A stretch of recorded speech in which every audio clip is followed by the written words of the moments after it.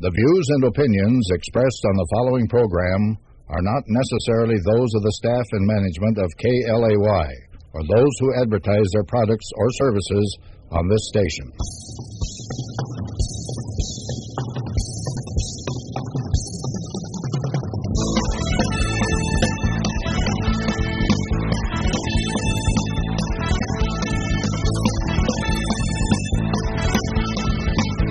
Ladies and gentlemen, welcome to Viva ENT. This is Brad Buckles live at the Bellevue Nativity in Bellevue, Washington. We have a festival of nativities today.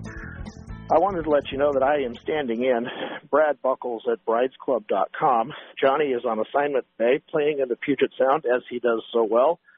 We have a full show for you this afternoon. We are at the Bellevue Festival of Nativities. This is a huge celebration that takes place up in Bellevue, Washington.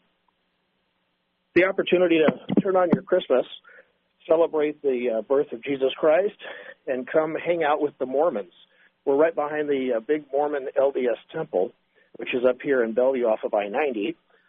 We have a large interview this afternoon with Jerry O, and a huge country singer that won a Grammy and a couple of other country awards.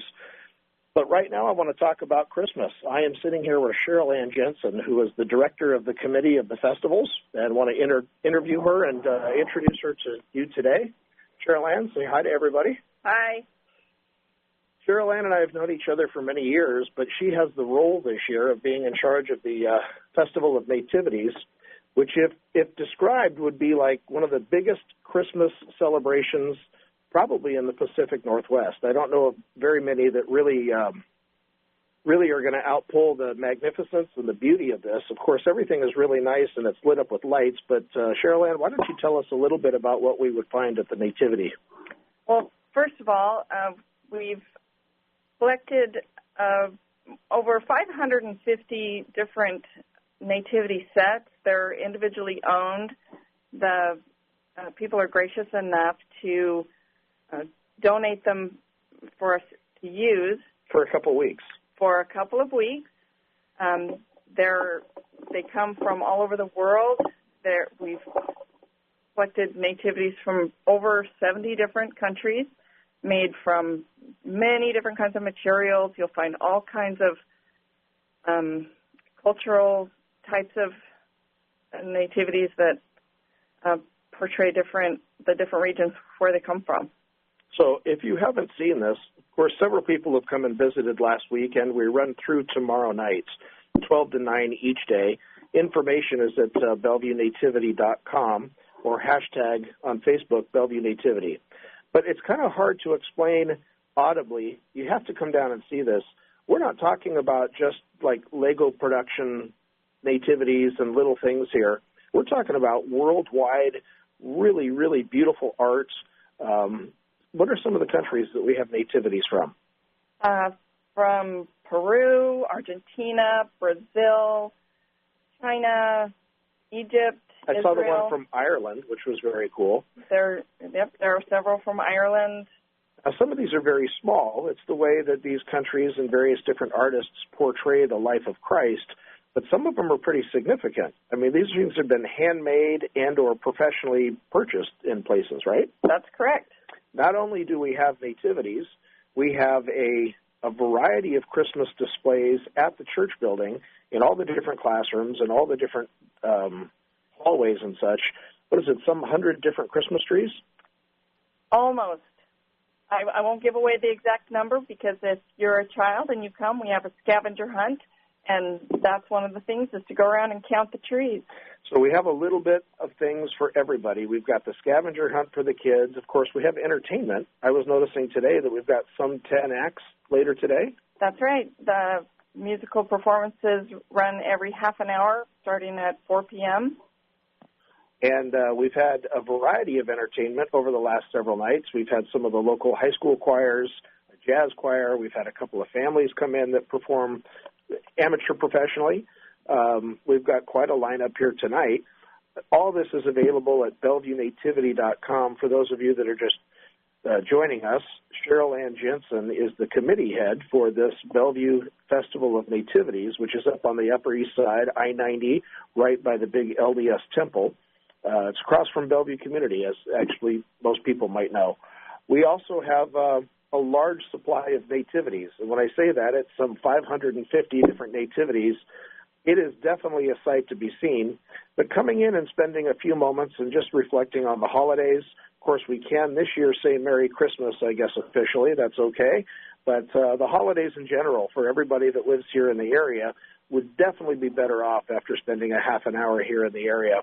This is one of the events that we always love to take a lot of credit for helping to advertise and to kind of push on the calendar.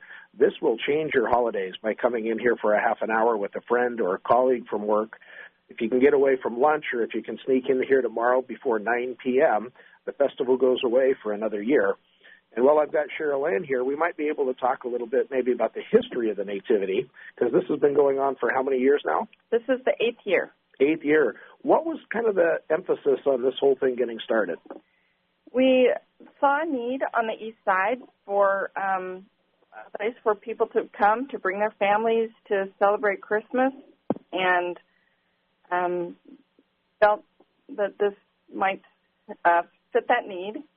It actually began in a completely different format. Probably about 15 years ago, we started with a live nativity that we had in the parking lot, and this evolved into something completely different and very special. I was going to say, this is significantly warmer than being outside. Very much so. The weather complies a little bit nicer. How many people are you going to anticipate through the weekends? I would think that we will have probably a couple thousand more. Up and through last night, we had over 6,500 people come. Wow. And do they all come from the greater Bellevue area, or are they coming from all over? They're coming from all over. We've had some come from the other side of the state and some actually coming from out of state just to visit our display. I've talked to a few people from Canada. I've talked to people from California and Texas and North Carolina. We should also mention we have a fun little competition going on right now. If you do hashtag Bellevue Nativity, they're going to be giving away a very specific nativity out front to the person that can socialize hashtag Bellevue Nativity. But for those of you who know hashtags, look it up. Take a look at all the different photos of the promotions that are going on.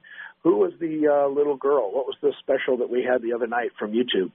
We had Claire Crosby and her father perform with us twice. They performed last night, and they also performed on Monday night.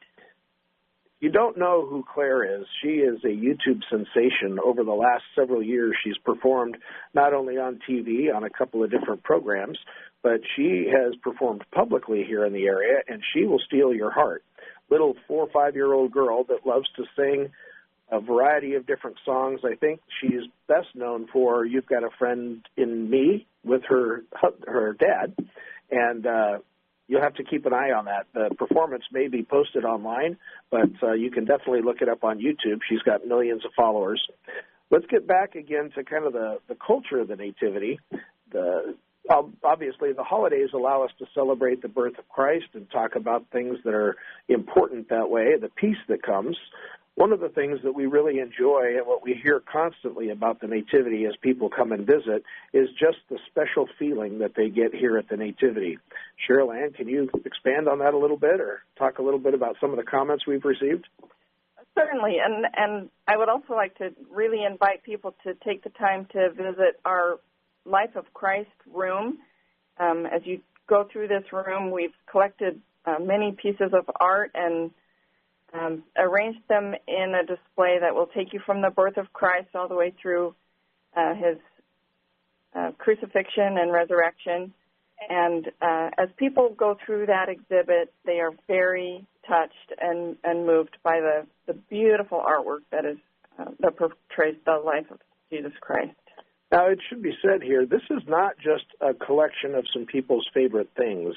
This is a full 8,000-square-foot building full of nativities, artwork. We had a professional artist come in last week and donated, for the time of the length of the nativity, this beautiful artwork that she's created. I don't even know what you call it. It's a triptych altarpiece that she's created. I mean, it's probably 6 feet tall and 4 feet wide. Beautiful. In fact, it had been, I guess the story was that it was wet when she brought it in. She had just finished this. Very European in style. It looks like a fresco. It's something that she felt very strongly about to finish and come down to the area. We also have a food drive. Very important to the group here that puts this together, that they like to reach out to the community, not only to help them advertise what's happening, but everybody likes to give back. There's been a food drive that's been going on during the 10 days. We talked a little bit about the Life of Christ display, but there's a little bit here for everybody, between the entertainment, between the tour, and the ability for the kids to do the scavenger hunt. Families have been coming here for years, celebrating Christmas and thinking about things different than, I guess, all the hustle and bustle of Christmas. What's maybe one of your favorite things about the whole Nativity project that allowed you to kind of step into important this year? I just can't get away from the feeling of community, that we're all coming together and celebrating this great time of year together, and meeting all the different people has just been really rewarding for me. That's a very special thing. We hear from families constantly that this is one of their Christmas traditions. They come down here, they participate in the Nativity, and as the years go by, of course, the kids are getting bigger, and we've even heard that a couple of the kids are bringing their wives or their husbands or their other families through. It's been a great opportunity to sit here and talk to Cheryl Ann. All the information can be found for today or tomorrow at BellevueNativity.com. We run from 12 to 9 today. I'll be here out front. Come by and see me, or you can see us tomorrow anytime from 12 to 9 again. We've got activities and music performances from about 5 to 9 this evening, about 10 different acts each day, and just a whole lot to see. Come down, bring your families, bring your friends, even if you can swing by for about 15 minutes. I need to say it is a free activity. It's something that there is no charge for. We do encourage you to bring something for the food drive, or just come by and say hi and give us a hug. It is on the schedule. It is something we're going to talk about. In the next few minutes, we're going to break away from the Festival of Nativity and talk about our new interview coming up here shortly. Jerry Osborne, our historical DJ, is doing a beautiful interview with our artist, Donna Fargo. Donna Fargo is a rock and roll country historian who has won Grammys and won country music awards since 1970. She's probably known best for her hits, The Happiest Girl in the Whole USA, and then a year later was Funny Face. Jerry O does a beautiful job at interviewing her and sharing with the audience all kinds of specialty things in her career. And it's an opportunity to be here and to listen and to partake in the history of rock and roll. I, Brad Buckles at bridesclub.com, will be returning back to the Festival of Nativities. You can join me at BellevueNativity.com, or you can just swing by and say hi. Hashtag Bellevue Nativity. Thank you.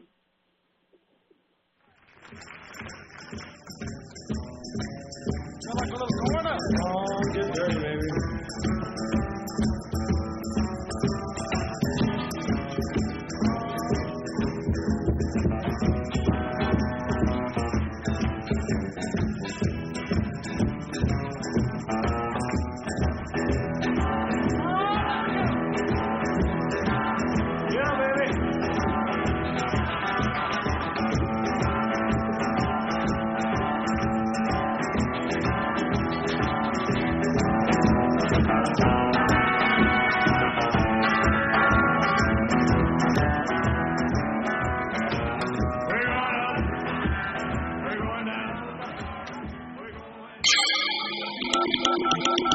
KLAY, Clay Radio, on 1180 AM. Your conversation station. Attention business owners. Experience a new world of business with barter. The Saturn Barter Company, located in Tacoma, is one of the most beneficial business decisions you can make. Using Saturn Barter, you are able to sell your products or services to other members of the exchange. You can then use that credit you built up from your sales to purchase the products or services you or your company needs from other companies within Saturn Barter, all without the use of cash. Contact and join Saturn Barter Club today, 253-212-9930, or online at SaturnBarter.com. This is Johnny the Gangster with Viva Productions, King of Entertainment. One-stop shop for all your entertainment needs. We have DJ service for weddings, corporate, and private events. Thrill your guests with Vegas Nights Casino Party, blackjack, craps, roulette, poker, and more.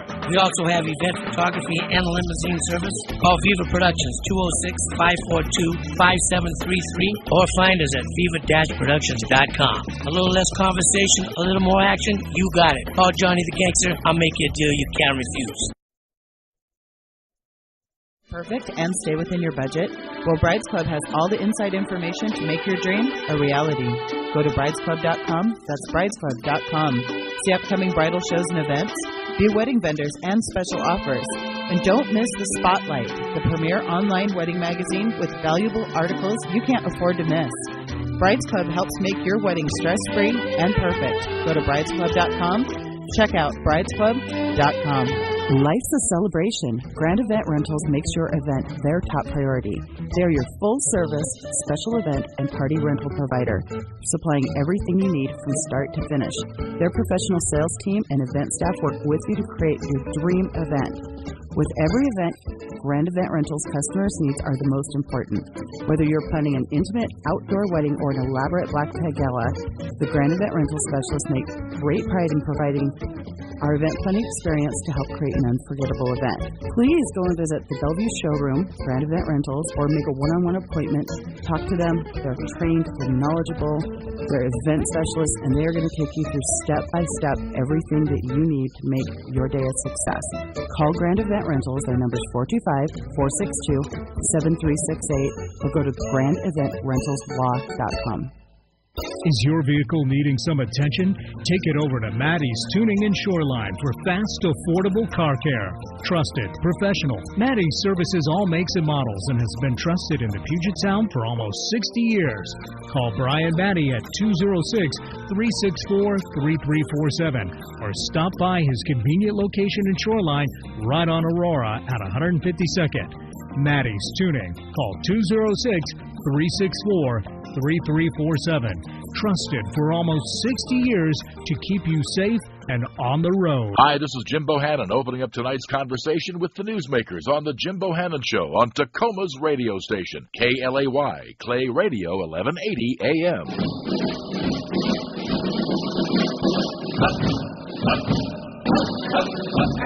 Give us a room with a view of the beautiful ride.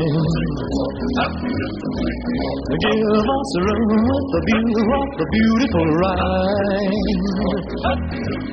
Give me a mighty old creek in Texas any old time. I got those 1, 2, 3, 4 occupation GI blues. From my GI hair to the heels of my GI shoes. And if I don't go stateside soon, I'm gonna blow my fuse.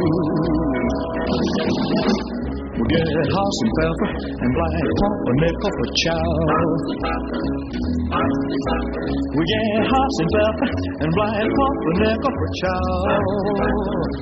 I blow my next month paid for a slice of Texas cow. We'd like to be heroes, but all that we do here is march. We'd like to be heroes, but all that we do here is march. And they don't give the Purple Heart for a fallen arch. I got the 1, 2, 3, 4 occupation GI blues. From my GI to the heels of my GI shoes. And if I don't go stateside soon, I'm gonna pull my fuse. The fall lines are pretty as flowers, but we can't make a pass. The fall lines are pretty as flowers, but we can't make a pass. Cause they're all wearing signs saying keep it here off the grass. I got the 1, 2, 3, 4 occupation GI blues. From my GI hair to the heels of my GI shoes. And if I don't go stateside soon, I'm gonna blow my fuse. Occupation GI Blues. Occupation GI Blues. Ready.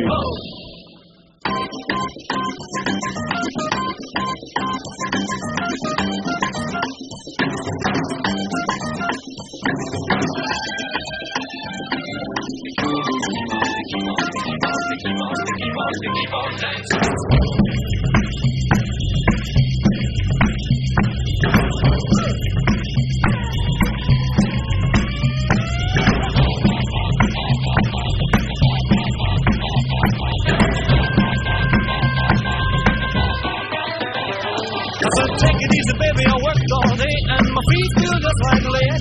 You got my shirt tail flying all over the place and the sweat dropping out of my head. She said, hey, bossa nova, baby, keep on working, for this ain't no time to quit. She said, go, bossa nova, baby, keep on dancing, I'm about to have myself a fit. Bossa nova, bossa nova. She said, hey, little mama, let's sit down, I have a drink and dig the band. She said, drink, you drink, oh, fiddle you drink, I can dance with the drink in my hand. She said, hey, bossa nova, baby, keep on working, for this ain't no time to drink. She said, go, bossa nova, baby, keep on dancing, cause I ain't got time to think. Bossa nova, bossa nova.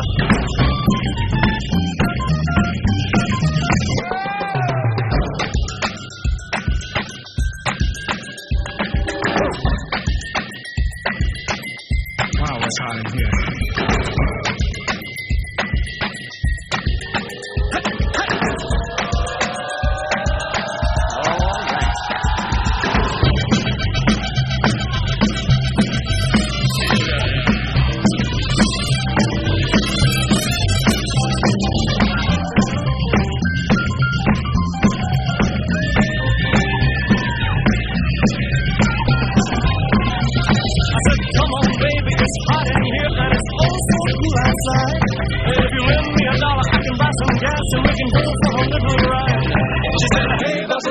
Keep on working for us, ain't got time for that. Just ain't go, bossa nova, baby, keep on dancing, or I'll find myself another. Bossa nova, bossa nova. Bossa nova,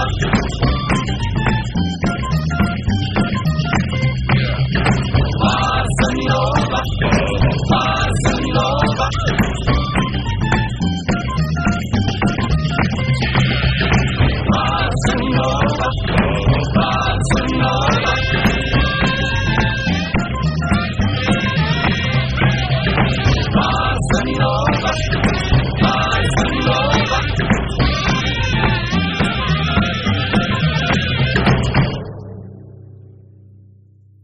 Making a difference 1 hour at a time. KLAY 1180 AM, your conversation station for Pierce County, South King County, Tacoma, Federal Way, and Olympia. KLAY now joins our regular programming in progress. Attention business owners. Experience a new world of business with barter. The Saturn Barter Company, located in Tacoma, is one of the most beneficial business decisions you can make. Using Saturn Barter, you are able to sell your products or services to other members of the exchange. You can then use that credit you've built up from your sales to purchase the products or services you or your company needs from other companies within Saturn Barter, all without the use of cash. Contact and join Saturn Barter Club today, 253-212-9930, or online at SaturnBarter.com. This is Johnny the Gangster with Viva Productions, King of Entertainment, one-stop shop for all your entertainment needs. We have DJ service for weddings, corporate, and private events. Thrill your guests with Vegas Nights Casino Party, blackjack, craps, roulette, poker, and more. We also have event photography and limousine service. Call Viva Productions, 206-542-5733, or find us at viva-productions.com. A little less conversation, a little more action, you got it. Call Johnny the Gangster. I'll make you a deal you can't refuse. Brides, do you want your big day to be stress-free, perfect, and stay within your budget? Well, Brides Club has all the inside information to make your dream a reality. Go to bridesclub.com. That's bridesclub.com. See upcoming bridal shows and events, view wedding vendors and special offers. And don't miss The Spotlight, the premier online wedding magazine with valuable articles you can't afford to miss. Brides Club helps make your wedding stress-free and perfect. Go to bridesclub.com. Check out bridesclub.com. Life's a celebration. Grand Event Rentals makes your event their top priority. They are your full-service, special event, and party rental provider, supplying everything you need from start to finish. Their professional sales team and event staff work with you to create your dream event. With every event, Grand Event Rentals customers' needs are the most important. Whether you're planning an intimate outdoor wedding or an elaborate black tie gala, the Grand Event Rental specialists make great pride in providing our event planning experience to help create an unforgettable event. Please go and visit the Bellevue showroom, Grand Event Rentals, or make a one-on-one appointment. Talk to them. They're trained, they're knowledgeable, they're event specialists, and they are going to take you through step-by-step everything that you need to make your day a success. Call Grand Event Rentals. Their number is 425-462-7368, or go to grandeventrentalslaw.com.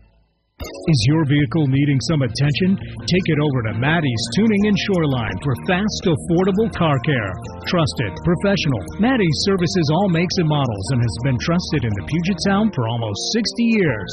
Call Brian Maddie at 206-364-3347 or stop by his convenient location in Shoreline right on Aurora at 152nd. Maddie's Tuning. Call 206-364-3347. Trusted for almost 60 years to keep you safe and on the road. KLAY, Clay Radio, on 1180 AM. Your conversation station.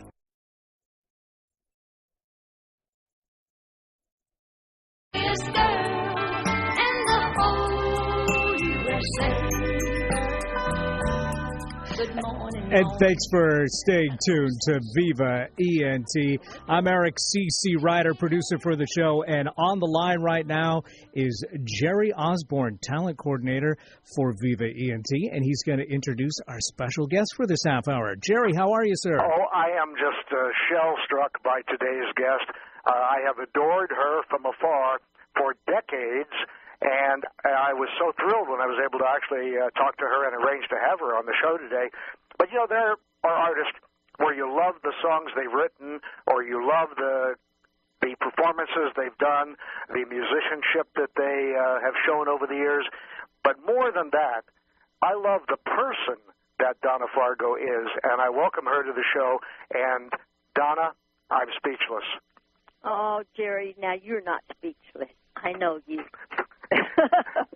Well, I'm just so happy to have you on the show. Oh, thank you. I'm happy to talk to you, and hi to Eric, too. I'm just so excited. Well, I want to know, were you able to sleep last night because you were so excited knowing today I was going to inform you of this astonishing fact about your career that we talked about yesterday? Of course not. It doesn't take much to keep me awake. Well, all right. I'm glad. And I feel responsible for that. We'll get to that in a moment or two. First of all, we are very excited to have your new CD, which is titled That Was Yesterday, and our mutual friend Kerry Mansfield is one who was instrumental in getting us together today. But anyway, he sent that up to me a few weeks ago. And it's an amazing collection of a lot of the tracks that you did for Warner Brothers. So whose idea was this? Yours, Kerry's, or was it mine? No, it was Kerry's, and I was so delighted when he called me and said he was going to do that, and I helped him collect some of those pictures and put in my 2 cents worth about the additional tracks that he was going to use, but he has a mind of his own. But that's all right. It was his project, and I'm just delighted, and I love Kerry to pieces. Well, it's a terrific collection, and it's a good way for people to get a good assortment of the songs that you did for Warner Brothers from 76 through 81, as I recall. That's right. Donna, you had 38 charted hits on the country charts, and you had multiple hits every year from 1972 all the way into 84. I mean, you were just on the charts constantly, and I don't know, not everybody could say this, but a great deal of those you wrote yourself, didn't you? I did. I had the most success, actually, Jerry, with the songs that I wrote. I think it was, I really think that my writing was the key to my success, besides my husband inspiring most of the songs.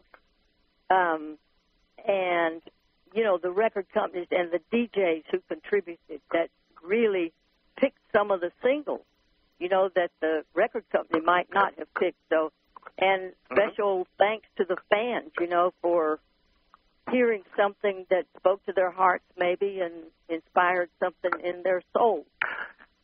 You definitely talk to the hearts of your fans, that's for sure.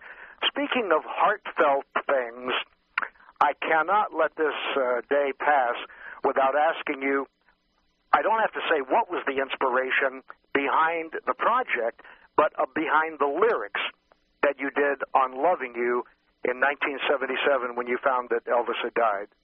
Well, we were on the way to L.A. To approve the album, Shame on Me, that song was going to be in. Mm-hmm. But I didn't know, I hadn't written the song yet. So when I heard the news, I went to the back of the bus and just wrote down in prose that recitation that I did, and it just came naturally to sing a part of Loving You to that, because I was such an Elvis fan, and I think he inspired me. He and Brenda Lee inspired me more than any other music people to become a singer. But, the dream was already in my heart, but they just kind of nurtured it. And so I just wrote that tribute to him, and it felt right to sing part of Loving You to it. And then I got permission to do that, from the writers of Loving You, because I didn't change any of their lyrics. I just left them out, and, so I could do that recitation. And did you record it with the Jordanaires, or were they added later? No, I recorded it with them. I'm pretty sure we did it together. We had Ray Walker on our show a few months ago. You had them on? I say we had Ray Walker on our show a few months ago, and he's the last remaining member of the original Jordanaires there. Yeah, it was so right to have them sing on it because of Elvis, Well, Eric, would you do us a favor and play that so people can listen to the fabulous recitation that Donna wrote and the song Loving You? You bet. I will spend my whole life through loving you, just loving you. Winter, summer, springtime too. Loving you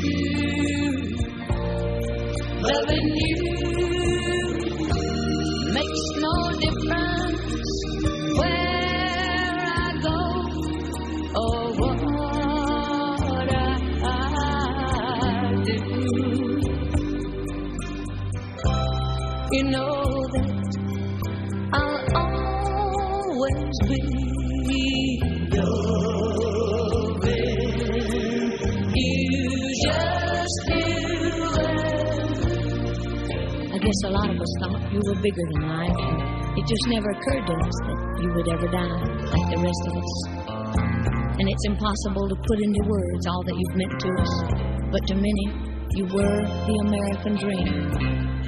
Besides JFK, you were the only hero some of us ever had. In an age that said we should suppress our feelings, you freed us from some of the prejudices the previous generation was about to pass on to us.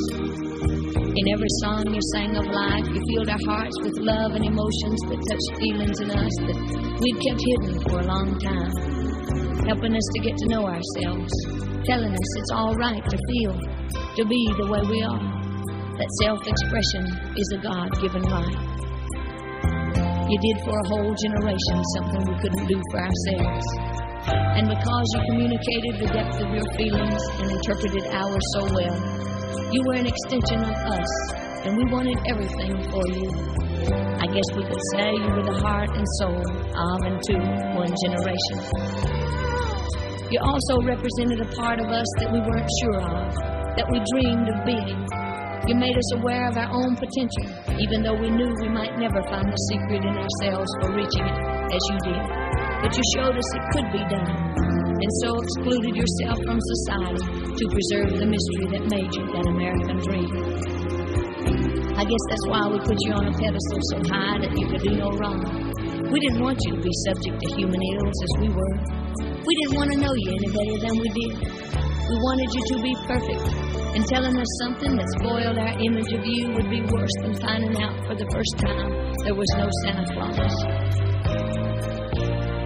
But now the call has come, and fate says your time is up, and we can't believe you're gone. It seems like the world ought to stop moving, that life shouldn't go on. But it does, and we will, till our time comes. And that's reality, I guess, reminding us of our own unimportance. That life is here, life is gone, just like that. Even for those who seemingly have everything. And so a part of us has died with you. But the monument we leave to you is not made of stone, but of love. It's a big empty space in our hearts that was reserved for only you, that no one else can ever feel. What was once a dream is now a memory. What was once a reality is now a dream. But the impact you had on our world will last until the last life you touched is gone. We're sure gonna miss you, and nobody will ever take your place.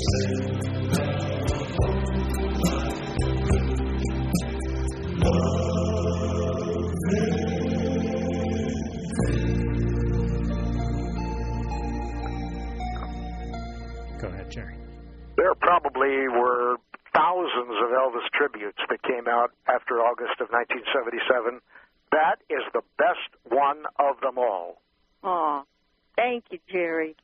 Oh, it's just fantastic. How does a school teacher who has no idea she's going to be a recording artist carve out such an incredible career like you did?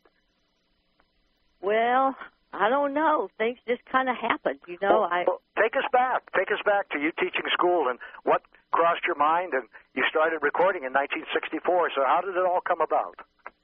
Well, it seemed like I always wanted to be a singer. And, you know, that's as far as my little dream went, and I just kind of held it in my heart. But I also wanted to be a teacher, so, you know, so my mother and daddy would think I had a real job. So I achieved that first. You know, that's easy because you just go to college and major in something and then get your job and go on. And I had a great time teaching.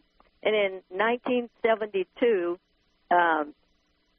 the record was, well, first, here's a little secret, I think, about success, or at least in my case. I was a big smoker. I mean, I smoked like 3 or 4 packs a day. Ooh. I was a serious addict.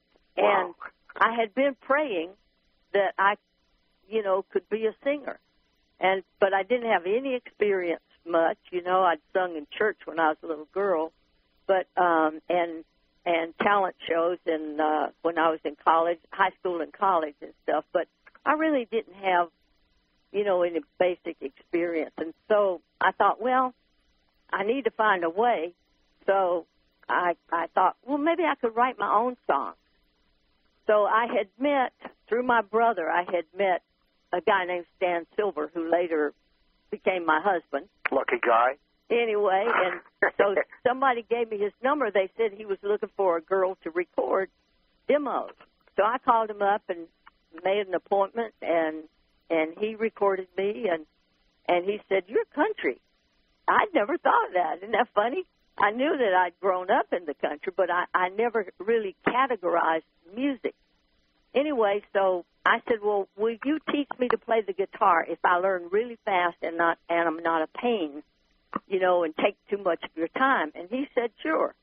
So he gave me an old guitar, and he taught me chords and stuff, with, you know, on the guitar. And I started writing my own songs, and Funny Face was actually one of the first songs I ever wrote. I wrote 16 verses to it.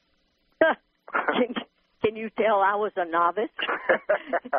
Anyway, so, and I had, so I was still smoking, okay, and this is part of the story because it seemed like something or God was saying to me, well, you're praying to become a singer, but you're destroying what you need to do to become a singer, like your voice. So I started trying to quit, and I quit probably 9 million times, and finally it just took. And as soon as I quit smoking, my dream came true. It was like I had written Happiest Girl and Funny Face. We had gone to Nashville and recorded them, and, a few other sides. And I went back to teaching, and Stan stayed in Nashville and shopped the record around, and, Dot Records picked it up, and they gave me a chance, So I'm thankful, blessed, and I really think that sometimes for some people there is sacrifice involved to making a dream come true. In my case, I think it really was important. I don't know. That's just something for, other people to ponder. If they are doing something that is a major roadblock to making their dream come true, it's just a consideration.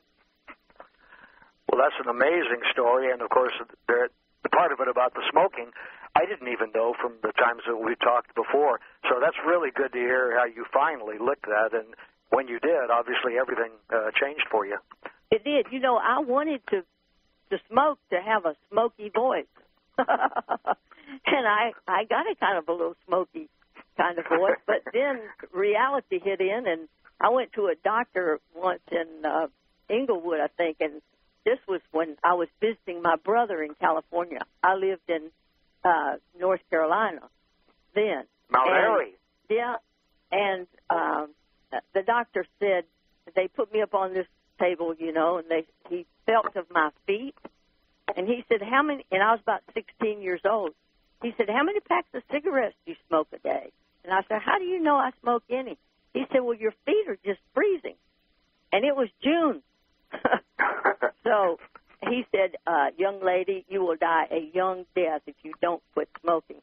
So he planted that seed. Maybe, Jerry, this is a message for smokers out there. I don't know, because I keep kind of going that way. But he said, you're going to die a young death if you don't quit smoking. And he planted the seed, but it took me, a couple of years or several years after that for it to, come full circle. Well, I'm so proud of you, more so than even before. Well, I'll tell you what, it's one of my biggest achievements.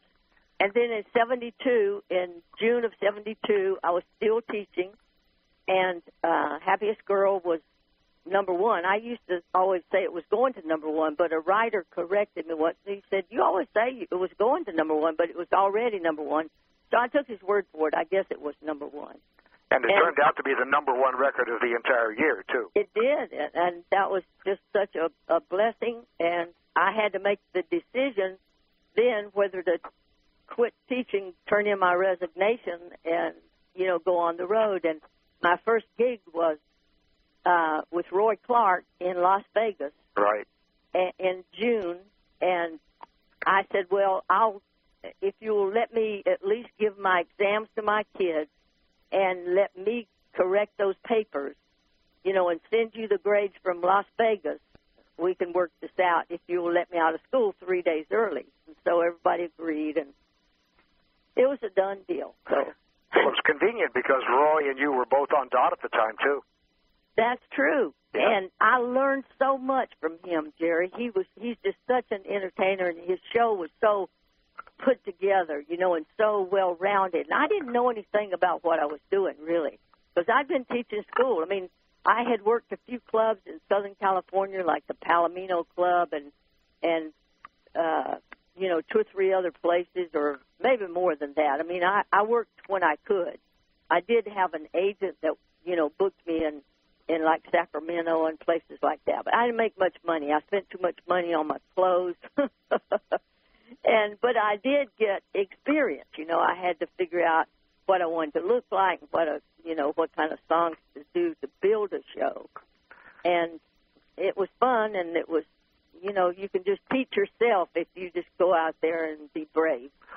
Well, speaking of major decisions that need to be made, let's back up to 1964 when you, Yvonne Vaughn, had your first record on Faber, and it came out credited to Yvonne Vaughn. Then your next record, 1 year later, came out credited to Vonnie Vale, and then the next one came out Yvonne Vaughn again. And then in 1982, the first one said Donna Fargo. How did you come upon that? 1972. Well, actually, we were in Phoenix at the time, trying to. One of those first songs that I wrote was called "Would You Believe a Lifetime?" And that's the first one that was credited to Donna Fargo. Okay. Well, see, we were in the studio, and they said, we're getting ready to make this label. You need to probably change your name because it's too hard to, if they might pronounce it Yvonne Von or Yvonne or Yvonne or whatever. So you need a simple name. So this guy was standing around. He was a stunt man from the studios in L.A., a friend of Biff Colley's who promoted this record. Oh, I knew Biff from KFOX. Yeah, and Don Sessions. Anyway, so and he said, I used to know a lovely lady named Donna Fargo, and I always thought it was a great name. And there were about 10 of us, I guess, standing around, and I said, okay with me. It's easy to pronounce. If they mispronounce that, man, it'll be deliberate. So that's how Donna Fargo was born. The name was just as simple as that, and they wanted something kind of Western sounding, because back then they called it country Western music. So those other names, now you remember a song I wrote called Daddy. I said I've done changed my name so many times I don't even know who I am. Well, that was what that was all about, because we were playing around with different names, and trying to, sing my own material, or Dan would record me with somebody else's songs. That he was a publisher, so he had plenty of songs. And then they go and they make a movie and a TV series named after you, Fargo.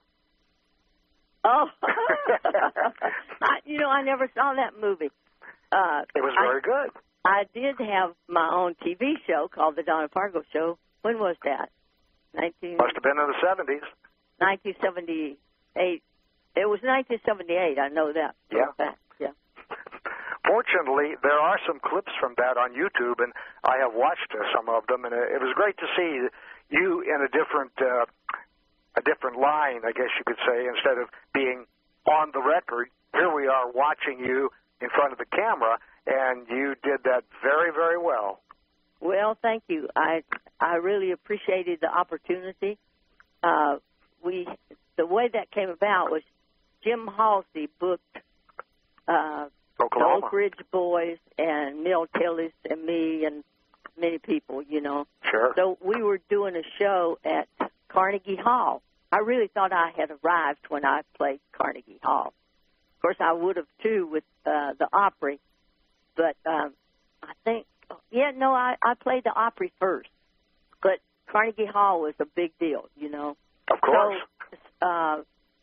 So somebody came to that show, and then they approached Mr. Halsey about doing a TV show with me. And I said, well, I would do it for a year, but I really like the road, and I thought that you kind of lost your career if you stayed on TV too long. But, that's a matter of opinion. But so anyway, we did that, and it was exciting, and I loved it. I learned a lot. Well, look how far you've come. Grand Ole Opry, Carnegie Hall, on our radio show. My goodness. Yeah, this is it. You have broken through the glass ceiling. That's right. Shattered it. Are you ready for the big news that I tried to tell you about and tease you about yesterday when we talked? That kept me awake. The 45 RPM single was introduced by RCA in early 1949. From 1949, for the next 40 years, all the way through 89, that's what we call the vinyl era, because after that, the vinyl was kind of fading away, and everything was becoming digitals and CDs and streaming and Internet and all that. So for that 40-year vinyl era, there's only one vocalist, male or female, whose first 4 charted hits were all number 1. Really? No one else in the history of the vinyl era, either male or female, as a solo artist, was able to have their first 4 charted hits be number one, and in your case, on the country chart. They are The Happiest Girl in the Whole USA, Funny Face, Superman, and You Were Always There. All consecutive number ones. And the next one, Little Girl Gone, got up to number 2. It could have been the 5th one if it would have moved up one more notch. However, Charlie Rich and The Most Beautiful Girl in the World was just ahead of you, and so that didn't make number 1. But the 4 in a row. Wow. No that's other impressive. male or female singer in the entire vinyl era can claim that. Now, there is one group who equaled it, and that was the Jackson 5. When they first came out in 1969, their first 4 records, I Want You Back, ABC, The Love You Save, and I'll Be There, they were also their first 4 charted hits, and they were all number 1. So you and the Jackson 5 are the only recording artist in the entire vinyl era that we can say that about, and think of all the mega stars and superstars and all the giants of the industry, and they can't compare with what you did. That's amazing. Well, you didn't know that, did you? I didn't know that. Now you've got you've got something else to add to your many, many accomplishments. That's right. And what source did you use, Jerry? Oh, this is where I should really deserve a lot of credit here.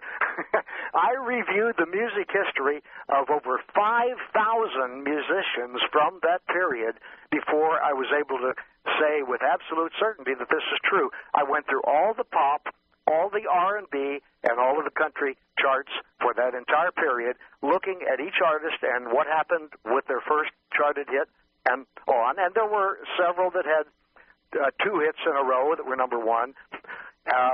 Webb Pierce had 3 back in 1952, but not 4. You had 4. Did you use Record World, Billboard, or Cashbox? All of them. All 3 of them. Huh. So Little Girl Gone wasn't number 1 on either of the 3? No. Little Girl Gone was number 2 on Billboard, number 3 on Cashbox, and number 3 on Record World. Okay. Yeah. So you see, I really did my homework. You sure did. I wanted you to know this because this is an extraordinary thing to say about anyone, and it just happens to be little old you. Little old me. I was going to say fat. Well, Donna, I am so happy to have you on the show today. I know that you and I are going to be talking again and again because we love each other. We know that. Absolutely. And it's going to be fun. I want people to get this CD, Donna Fargo. That was yesterday. It's out with a great collection of songs that she did for Warner Brothers. And just follow this lady as she goes around the country and performs. I know you're still touring occasionally, right? Well, no, I'm doing mostly writing projects. Jerry, I write for Blue Mountain Arts. I've written 7 inspirational books, and I write greeting cards for them. And I have a new calendar out.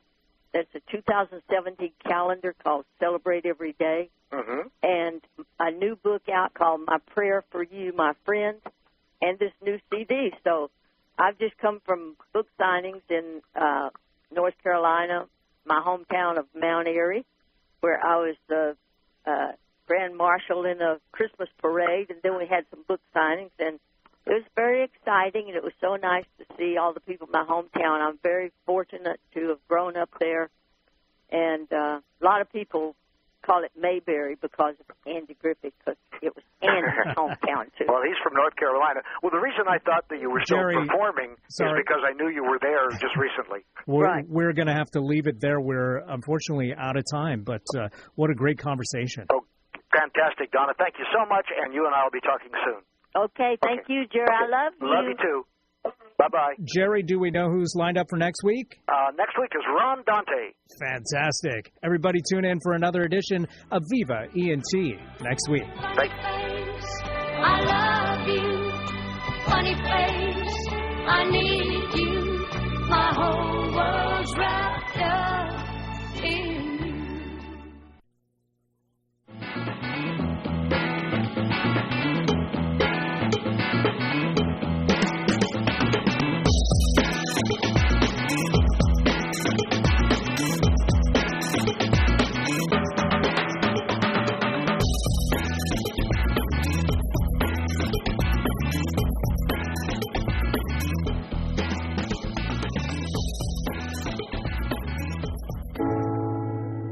I'm Paul George at the Indiana. I'm Paul George at the Indiana. I'm Paul George at the Indiana. I'm Paul George at the Indiana. I'm Paul George at the